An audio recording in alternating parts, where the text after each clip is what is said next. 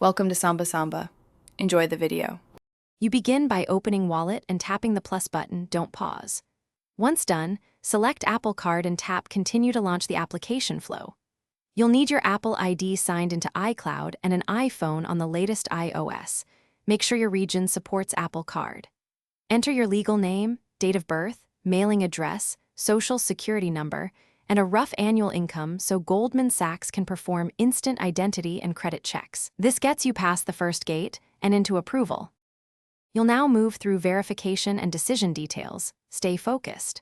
After you provide contact details, Goldman Sachs does the credit check and returns your offer. Review the APR range, any fees, and your credit limit so you understand costs. Make choices about statement delivery and payment method. Select whether you want the physical titanium card mailed or only the virtual card in Wallet. Once you enable Apple Pay, your Apple Card is usable immediately for contactless and in-app purchases while the physical card ships. Finish by tapping Add to Wallet and follow prompts to set up Face ID, Touch ID, or a passcode for security. This activates your virtual card instantly.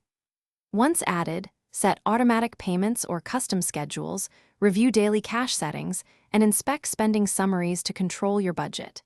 If you ordered the titanium card, activate it when it arrives using the wallet activation code. If anything goes wrong, verification or approval fails, first confirm your SSN and name match official records, update iOS, and contact Apple support if problems persist.